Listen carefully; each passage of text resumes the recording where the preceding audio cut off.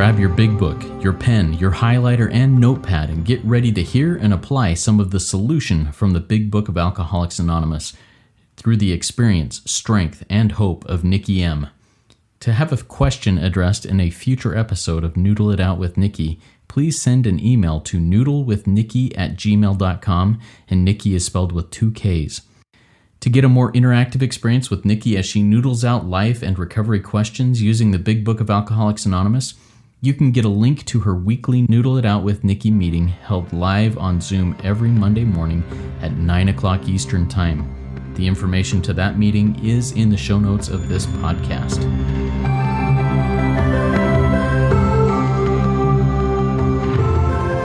God morning, God afternoon, and God evening to all. My name is Justin B. I'm the son of an all-powerful and a perfectly loving God and a qualifying addict of multiple fellowships, living in the miracle of recovery. I'm here with Nikki M, the intelligent agent, spearhead of God's ever-advancing creation, and my co-host and a trudge buddy that I get to walk through this life of recovery with. Nikki, why don't you come say hi, tell us a little bit about what's going on in your life. Hi, everybody. I'm Nikki M, and I'm a grateful member of this program, of the RICO 12 family, of the Big Book sponsorship family. And I'm just grateful to be here today because I have found a design for living that works for me. I've tried other methods, other ways, other belief systems. They don't work for me. So I'm just grateful to be at this table because a lot of you, if you don't know, I need Justin B. Did you know that, Justin?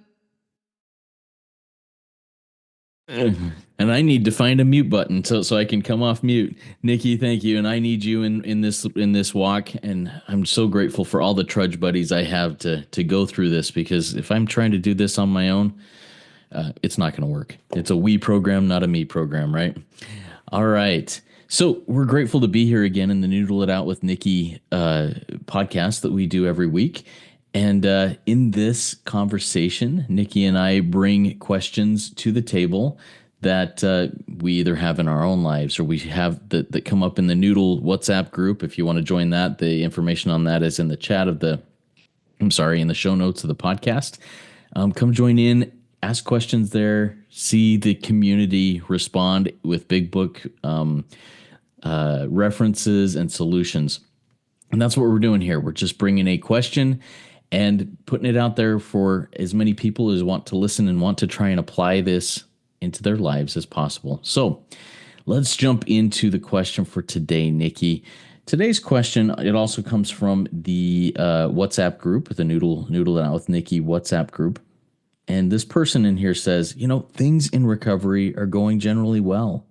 I'm seeing the promises and miracles. Things are changing. Great things are happening, but I still get frozen by fear in the what ifs. For example, what if this doesn't go well? What if things aren't what I expect, etc.? So, Nikki, what does the book say about these what ifs of life and the fear that surrounds them? Wow.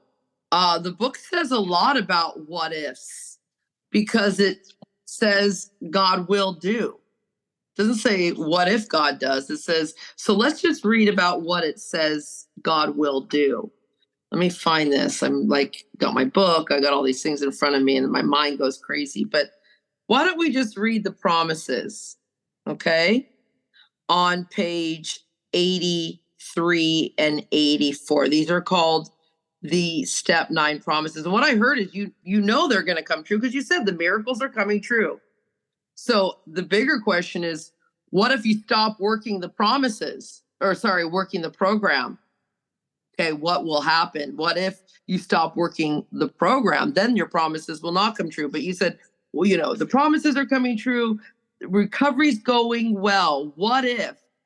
Well, it says, if you are painstaking about this phase of your development, and I'm going to count them, you will be amazed. There it is. You are going to know you will know a new freedom and a happiness. You will not regret the past. You will comprehend. There's 3 wills. We will know peace. See, what if? It doesn't say what if. It says you will. It says you will see how your experience will help others. It says self-pity will disappear. It says you will lose interest in selfish things. It says self-seeking will slip away. It says your attitude and outlook upon life will change. So what if? What happened? What if you're painstaking about this? All of this is going to happen. See, I think the bigger question is, what happens if you don't believe your big book? Like you're in a program. I want to go deeper on this, Justin, because right here it says, fear will leave you. Economic insecurity will leave you. Further in page, for you money freaks, because that's where it goes. Like, come on, we all know the money fear, Justin. Like, what's going to happen? Here's a big promise for you. What if? It says right here, financial recovery is on the way. So what if? What if you quit playing God? It says remarkable things will happen. What if you give your life to this program, the destruction of self? It says the age of miracles is upon us. So these what if scenarios, because you could be inside and outside of the rooms and have these what if scenarios. But if you're inside of the rooms with a big book, because this program comes with a book, and you need to believe the white pages with the black ink in the 4th edition is what we use of the big book, because there are no what ifs. It's just simple. There are no what ifs in this. You're guaranteed freedom. That's what it says. You will know it says God, here's the ultimate promise. It says God, there are no what ifs. It says God will do for you. Now, what if you fall asleep in this program? Well, there's a fellowship that's going to help you stay awake and remind you that you need to, page 159. I love this prop. And we probably could talk about this on every podcast. We just recently did one on thinking. But what if a pandemic comes, Justin? What if a world pandemic comes and you lose all your rights? I did. What happens if a world pandemic comes and you lose your 6-figure job? I did. What if a pandemic comes and you can't get on a plane to see the man you love that lives in Luxembourg, or your daughter who lives in Napa Valley, California? I called my daughter and said, I'm not getting the pokey. I'll never see you again. And we said, great, let's have good lives. What if? You see, like, what if I become president? Well, I can't. Prime minister. I'm not an American citizen. What if? You see what I mean, Justin? Like, we could go on and on. Where was I going with this? With my book, I was going somewhere, but here it is. I'm beyond human aid. Let's just go through those human aids real quick. I want to go through that, Justin, and get you in here, because you've got to, like, nothing works for me. So I've got to go through this human aid list with you, because what if a nuclear bomb goes off tomorrow? Like, what if aliens come tomorrow? We're in 2025. The scenarios are endless. That's why I believe my book. It says God will do for me. So let me go through this. I'm beyond human aid. Easier, softer ways don't work for me. Middle of the road solutions don't work for me. Half measures, nothing. So my willpower doesn't work. Contracts, promises, resolutions, controlled anything, substitution strategies, being sick. I wanted to kill myself and kill my lover. Nothing works to keep me sane except this program, this book, and this belief in a higher power. Ominous warnings don't work. Moving, I'm from California, I live in Toronto. Having a child. Justin, I had a daughter. I have a daughter. She was 12. When I made my son, I had to get, I need a husband. So I grabbed the first guy I could that was willing.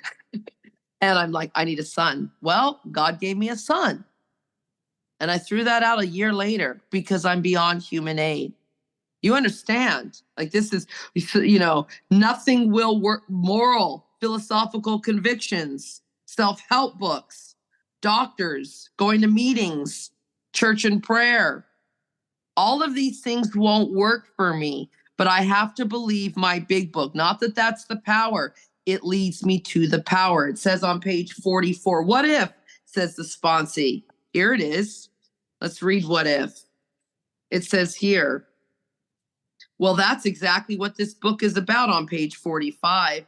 Its main object is to enable you to find a power that will solve your what if problems. It means we've written a book, and they believe, the people who've written a book believe, okay, we believe to be spiritual as well as moral. And it means, of course, we're going to talk about God. What if I don't believe in God? Well, that's what the steps are designed to give you, a way to believe. What if something happens? Well, that's what this book is about. It's going to enable you to find a power that will solve all your problems. Does all this make sense, Justin? Where are you thinking? Yeah, I think it does. And, when I first read this question and then wrote it down and thought it through a little bit, I thought, the what if is all fear. But I don't think that's quite true. It is fear. That is definitely one of the places. But, I am so hung up on step 10 right now, and in what I think is a good way. Everything seems to go back to this page 84. We continue to watch for selfishness, dishonesty, resentment, and fear. A what if is a fear. Yeah. Well, what if it doesn't work out how I want? But what else is it? Well, it could be dishonesty. Dishonesty isn't the great one. Selfishness. What if it doesn't work out how I expect it to? And my expectations are that I get, a bazillion dollars out of this, or I get the result that I want. Well, the result that I want isn't always the best result. In fact, it rarely is. God has something much better for me. There's a selfishness. What about resentment? Well, what if so-and-so is involved in this project in the end, or whatever is still involved there, and I hate that person. I don't want that what if that's where it is. And that resentment can come in. And no matter what that is, that what if is, I need to drill down and say, is it fear? Is it resentment? Is it dishonesty? Is it selfishness? And go through that step 10 process. And that's just my thoughts on it. Any feedback on that, Nikki? Well, I love what you said. You said, fear. That's page 68. So, but you said, maybe it's not dishonesty. Well, let's go here. And we just did it in our other podcast that we do, page 72. See, it says, time after time, newcomers have tried to keep to themselves certain facts about their lives. There's the dishonesty, Justin, right there. You see, maybe you're being dishonest about something. What if you're completely honest? Like, what if I get caught? Well, here it is. It says, rarely have we seen a person fail, says page 58. But time after time, new friends, Justin, in this program try to keep to themselves certain facts about their lives.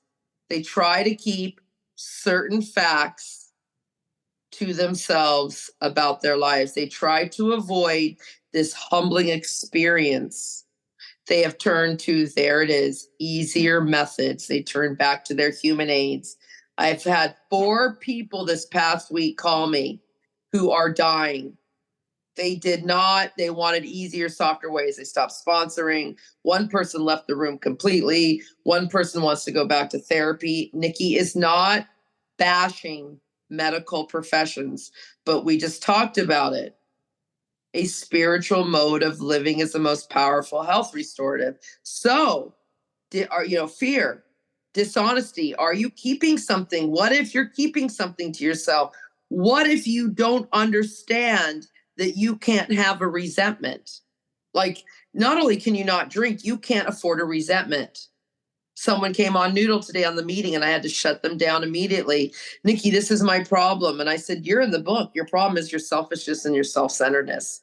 So don't come on a meeting and tell 130 people who are in the book with you, oh, this is my problem. No, your problem is that you're selfish and you're self-centered. Now let's continue talking. Like, it's all here. I love what you said, the step 10. What if? Well, the step 10 promises says that if you do this, you will cease fighting anything or anyone, even the what ifs. See, it says even alcohol. I have a friend in program, and she says, I can't stand living in uncertainty, Nikki. And for Al-Anons and for codependents, and even for my friend Justin B, the uncertainty of what's going to happen is too much. Without help, it's too much. So the uncertainty, that is part of this gift from God. It's like, it's true, everybody. Go watch Forrest Gump. Life is like a box of chocolates. You don't know what you're going to get. If we all knew God's blueprint, Justin, think about it. If you knew God laid out your plan right now for your life and you could see what might happen, think about that, Justin. Do you want to know? Like, go deep. What if? I don't want to know, because I don't want to know when, like, someone I love is going to die, because they're going to die. I don't want to know the what ifs, Justin. I want to walk through life like a child of God. Always look at babies. Where's that grandbaby of ours? Where's your grandson? I need to get out there and say, are you listening, daughter? I know we want to make a baby, Haley. She's working on it. But you see what I mean? Look at your grandson's eyes. You just went through holidays with him, Justin. Like, that's what we need here. The what if of a child. What if things turn out? Remember what we said, Justin, and then get in here and help me out. Look back over your shoulder, everyone. Let's do this exercise real quick and metaphorically. Look back over your shoulder. When did you not get exactly what you asked for? It may not be the way you asked for it. It may not be in the timing, but it always gets what we want, Justin, because don't we have remember, he is the creator. It wouldn't be on our heart. Like, Justin said something and I said, oh, it's done, Justin. It may not be in the timing you want it. It may not be the way you see it, but it's happening. Like I said, I think I started this podcast. I need Justin B because I wanted a podcast. More than that, Justin, I need you for many things, commencing shoulder to shoulder. But you do this podcast that God put on my heart. What if? How am I going to? Well, it just all appeared. And here we are. So the what ifs is fake news, because God will do for us. Justin, come in here and talk to me. About a month ago, I interviewed somebody on a different project that her take and the thing that she talked about and really drilled deep into is this concept of life keeps on lifing. There's no such thing as certainty in life. There really isn't. And if I am so hung up on the certainty of life, if I'm so hung up on the what ifs, hey, I have to know exactly what is going to happen tomorrow, next week, next month, 10 years from now. Hello, I can't even tell you exactly what's going to happen 5 minutes from now. I can take a good guess at it. As long as nothing goes wrong, I'll still be sitting across here with Nikki. We'll be wrapping this thing up in about 5 minutes, and then I'll be getting into work. But if that's not how it works out, it's out of my control. Life keeps on lifing. Something is going to happen every day that's going to throw me for a loop if I'm relying on that certainty and trying to control things. And I think that's kind of where I'm going with this is here we go. Acceptance. Everything is exactly as it should be. And until I can practice acceptance that way, I'm not going to know anything akin to serenity or connection, because I'm going to be so caught up in the what ifs and what if this doesn't and what if this does and all those things. Life keeps on lifing, and I just have to roll with it and trust that God has a plan for all of this life that keeps on lifing. Nikki, any final thoughts? Quit playing God. It doesn't work. That's what our book clearly says. I think it's page 62. But for the final thoughts, I want to take us all to page 164. Okay, it's right here. These are the instructions. It's on the last page of what you would call the instructions in our Bible for survival. So the question was, what if, Nikki, the miracles are happening, and what if? And Justin, remember, took us to page 84, where it says, this is not an overnight matter. It should continue for a lifetime. So what if, Nikki? Well, here it is. What if? Here's the answer. You better see to it that your relationship with capital H, him, these spiritual principles, you better see to it that your relationship with agape love is right, and great events will come to pass for you and countless others. This is the great fact for us. You must abandon yourself to God as you understand God. You must admit your faults to him, her, whatever you want to call this power, and to your fellows. You must clear away the wreckage of your past and give freely of what you find and join us. What if, Nikki? What if? It says, we shall be with you in the fellowship of the Spirit. And these are promises. You will surely meet some of us as you trudge. What does it mean to trudge? You walk with purpose. Justin and I walk with purpose, even in the uncertainty. The road of happy destiny. May God bless you and keep you until then. I love you guys. Thank you, Justin. Beautiful. Everybody, let's trudge this road of happy destiny together. Let's walk with purpose, not trying to control what the next step is going to look like, because, well, life keeps on lifing. And if I actually was able to see the end, what a boring life would be there. I want to ride an adventure. I want to put my hands in the air on this roller coaster and enjoy the ride, rather than going, oh, this is coming up. All right, here we go. Anyways, keep coming back, everybody. Come all the way in, sit all the way down. Work it. You are worth it.